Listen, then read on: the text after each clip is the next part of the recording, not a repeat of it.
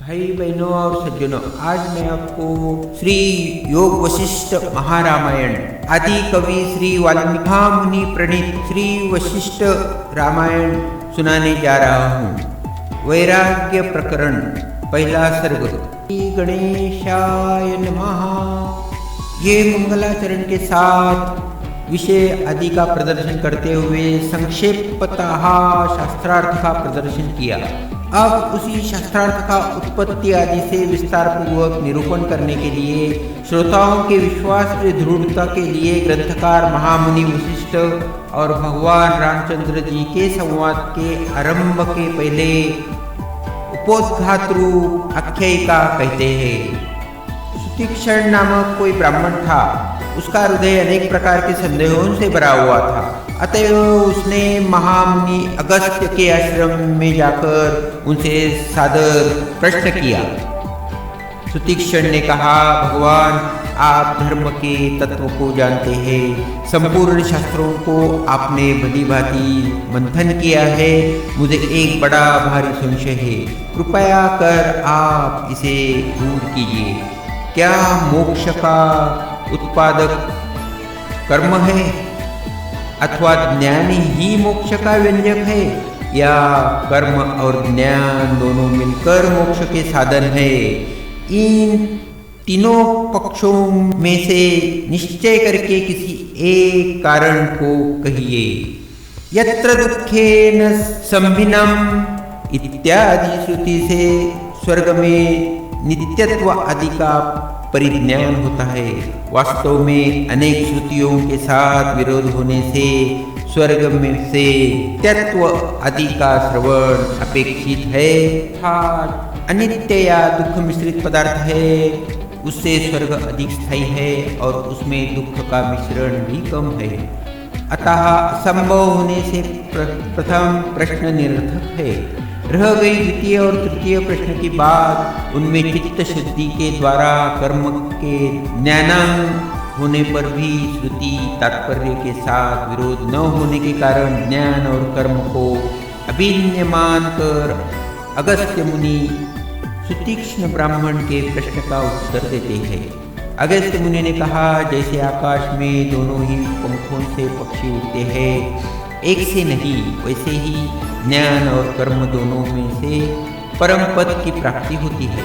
तात्पर्य यह है कि जैसे आकाश मार्ग से जाने वाले पक्षी अपने अभिष्ट देश में जाने के लिए दो पंखों के द्वारा ही उड़कर जा सकते हैं, एक से नहीं, वैसे ही सुदिष्णा परम पदम इत्यादि श्रुति से जिस परम पद स्वरूप कैवल्य का वर्णन किया गया है, उसका अधिकारी लोग अपने आत्मा से ही ज्ञान और कर्म दोनों से प्राप्त कर लेते हैं।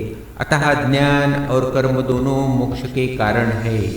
पूर्ववत अर्थ को दृढ़ करने के लिए फिर से कहते हैं, केवल कर्मों से या केवल ज्ञान से मोक्ष नहीं होता, किंतु ज्ञान और कर्म दोनों से मोक्ष होता है।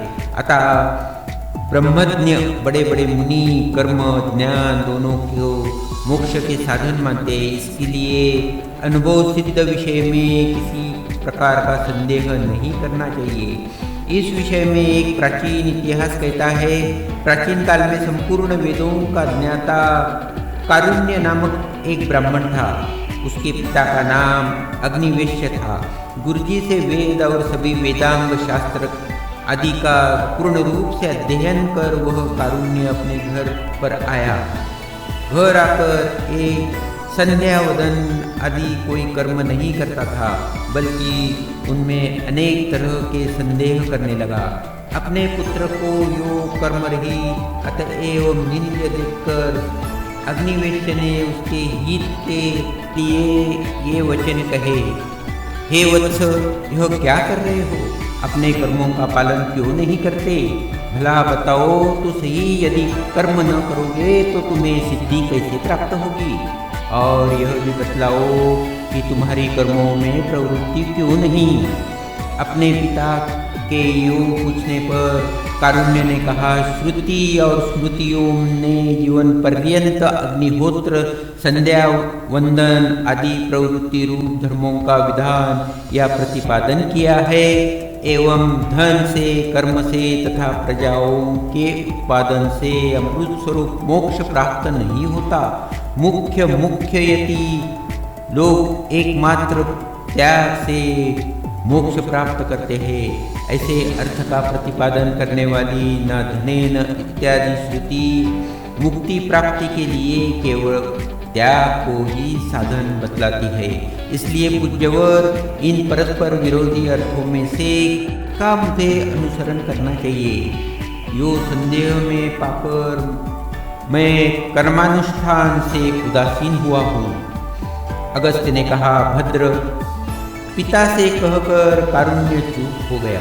उसके पिता ने चुपचाप बैठे हुए पुत्र से कहा। अग्निवेश्य ने कहा, प्रिय पुत्र, मैं तुझसे एक सुंदर कथा कहता हूँ, उसे सुनो। उसके अर्थ का मुझसे निश्चय करके तुम्हें जैसा अच्छा लगे वैसा करना। अप्सराओं में अत्यंत सुंदरी सुरुचि नाम की एक अप्सरा थी। वह मयूरों से आयुक्त हिमालय से शिखर पर बैठी थी, जहाँ पर काम संतप्त किन्नरिया किन्नरों के साथ क्रीड़ा करती है और पापों का नाश करने वाला श्री गंगा जी का प्रवाह किलो के मारता है।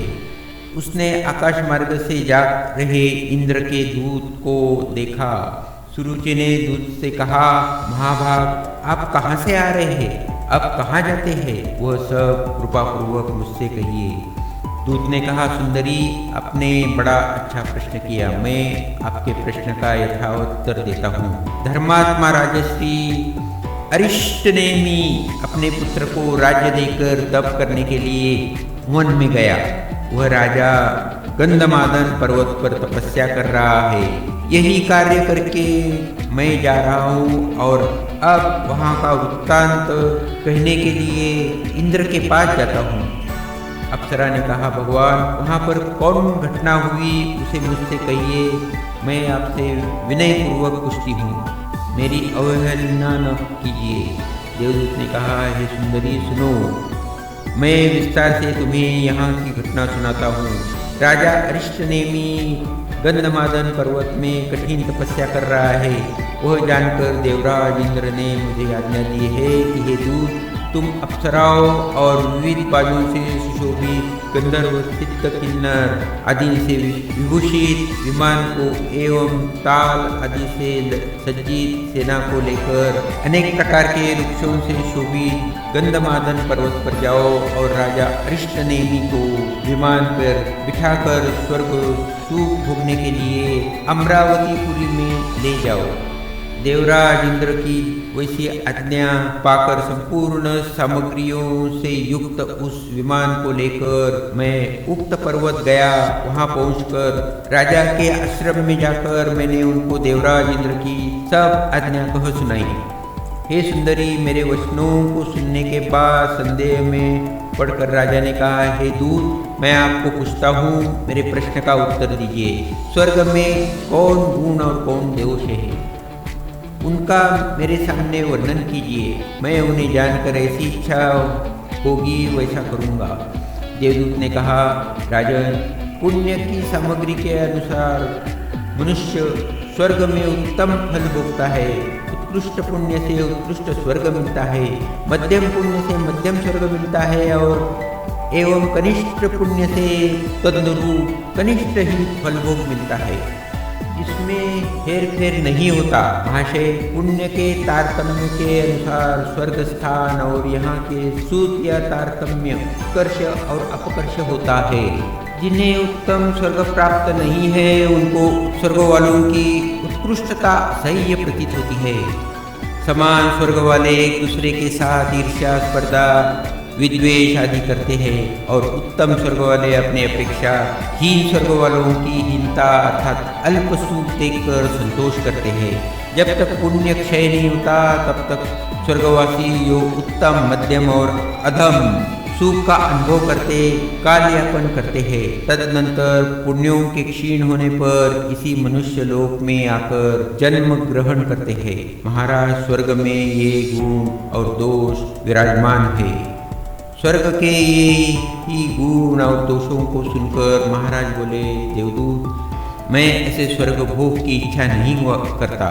जैसे सांप पुरानी किंचुली को छोड़ देता है, वैसे ही मैं आज से महा उग्र तप करके इस घृणास्पद शरीर को छोड़ दूंगा। हे देवदूत, आप इस विमान को लेकर देवराज इंद्र के समीप जैसे आए थे वैसे वापस चले जाइए, आपको नमस्कार है। देवदूत ने कहा, सुंदरी, राजा के यो कहने पर मैं यह निवेदन करने के लिए इंद्र के पास गया।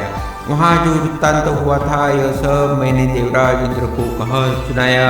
राजा अरिष्टनेमि की स्वर्ग के प्राप्ति विरक्ति देखकर इन्हें बड़ा आश्चर्य हुआ। फिर महेंद्र ने मधुर वाणी से मुझसे कहा, हे दूत, तुम फिर वहाँ जाओ और उस विरक्त राजा को ब्रह्मज्ञान प्राप्ति के लिए तत्वज्ञ महर्षि वाल्मीकि के आश्रम में ले जाओ और महर्षि वाल्मीकि से मेरा यह संदेश कहो कि महर्षि जी, इस विश्व विरक्त विनीत और स्वर्ग के प्रति निष्पृह राजा को तत्वज्ञान का उपदेश दीजिए। तत्वज्ञान के उपदेश से संसार दुख से पीड़ित यह क्रमशः मुक्ति को प्राप्त होगा। यह कहकर देवराज ने मुझे राजा के पास भेजा। मैंने वहां जाकर इंद्र के संदेश को साथ राजा को वाल्मीकि जी के समीप उपस्थित किया और राजा से महर्षि से मोक्ष के साधन के विषय में जिज्ञासा की। तदनंतर श्री वाल्मीकि जी ने राजा से प्रतिपूर्वक देश, धन, पुत्र, तप आदि के प्रश्न द्वारा आरोग्य कुशल पूछा। राजा ने कहा, भगवान, आप सब धर्मों के तत्वों को जानते हैं और जितने ज्ञातव्य विषय है उन सब के आप ज्ञाता है। मैं आपके दर्शन से कृतार्थ हूँ, यही मेरी कुशल है। भगवान, इस समय राजा ने कहा, भगवान, आप सब धर्मों के तत्वों को जानते हैं और जितने ज्ञातव्य विषय है उन सब के आप ज्ञाता है। मैं आपके दर्शन से कृतार्थ हूँ, यदि मेरी कुशल है। भगवान, इस समय मैं जिज्ञासु और संसार दुख से कातर हूँ। जिस भांति विघ्न न आवे ऐसे मुझे तत्व का उपदेश दीजिए, जिससे मैं संसार बंधन रूप पीड़ा से मुक्त हो जाऊं। वाल्मीकि जी ने कहा, राजन सुनिए, मैं अखंड तत्व प्रतिपादक रामायण की कथा कहूँगा। यज्ञ पूर्वक उसे सुनकर एवं हृदय में धारण कर आप जीवन मुक्त हो जाएंगे। उक्त रामायण वशिष्ठ राम संवाद स्वरूप है। यह मुक्ति का अद्वितीय उपाय और अत्यंत कल्याणकारी है। हे राजेंद्र, आप उसे समझने में समर्थ है और मैं भी उसे जानता हूँ, इसलिए आपको उसे सुनाता हूँ। आप सावधान होकर सुने। राजा ने कहा, मैं तत्वज्ञानियों में श्रेष्ठ राम कौन है, उनका कैसा स्वरूप है, ये किस वंश में उत्पन्न हुए थे, वे बद्ध थे अथवा मुक्त, पहले आप मुझे यही निश्चय कर कहने की कृपा करें। वाल्मीकि जी ने कहा, निग्रहानुग्रह समर्थ राम भगवान श्री हरि ने शाप पालन के बहाने राजा के वेश में अवतार लिया था। वे सर्वज्ञ होने पर भी अपने भक्तों को वाक्यों के सत्य करने की इच्छा से साधारण मनुष्यों की भांति अज्ञ हो गए थे। राजा ने कहा, भगवान, अपराधी व्यक्ति ही शाप का भाजन होता है एवं अपराध भी अपूर्ण काम और अल्पज्ञ व्यक्ति ही करते हैं। जो सच्चिदानंद स्वरूप और विद्धन मूर्ति परमेश्वर थे, उन्हें अभिशाप कैसे? अतएव उनके प्रति अभिशाप होने का कारण क्या था और उनको किसने अभिशाप दिया, यह आप मुझे बतलाइए। वाल्मीकि जी ने कहा, राजन, काम क्रोध रहित और परम ज्ञानी ब्रह्मा के मानस पुत्र सनत कुमार एक समय ब्रह्मलोक में बैठे थे। उसी समय त्रैलोक के अधिपति भगवान विष्णु वैकुंठ से वहां पधारे। सत्यलोक निवास करे वाले अन्य देवताओं के साथ ब्रह्मा ने अभ्युत्थान आदि से उनका सत्कार किया। केवल सनत कुमार ने अपने को निष्काम समझकर उनका अभ्युत्थान आदि नहीं किया। यह देखकर भगवान विष्णु ने कहा, सनत कुमार, तुम अहंकारी हो, तुम्हारी चेष्टा गर्वसूचक है, इस कारण तुम कार्तिकीय नाम से विख्यात और कामासक्त हो गए। यह सुनकर सनत कुमार ने भी अत्यंत दुखी होकर विष्णु को यह शाप दिया कि आपको भी सर्वज्ञता का परित्याग कर कुछ काल तक अज्ञ जीव की भांति रहना पड़ेगा। महर्षि भृगु ने भी विष्णु द्वारा अपनी भार्या का विनाश देखकर क्रोधवश उन्हें यह शाप दिया था कि हे विष्णु, जैसे तुमने मुझे स्त्री वियोग जनित दुख से दुखित किया, वैसे ही तुम्हें भी स्त्री वियोग जनित दुख का अनुभव करना पड़ेगा।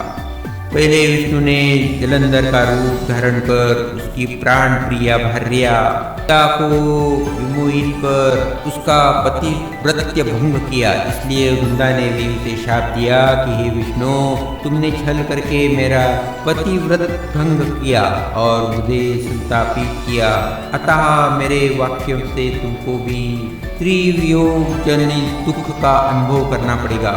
भगवान ने जब नरसिंह स्वरूप धारण किया था तब गर्भवती देवदत्त की भार्या ने उसका विकराल स्वरूप देखकर ययोष्णी नदी के किनारे प्राण छोड़ दिए थे। इसलिए उसके स्वामी देवदत्त ने भार्या के वियोग से दुखी होकर यह शाप दिया कि आपने जैसे मुझे स्त्री वियोग से दुखी किया, वैसे ही आप भी कुछ काल के लिए अपने स्वरूप को भूलकर स्त्री वियोग से दुखी होंगे।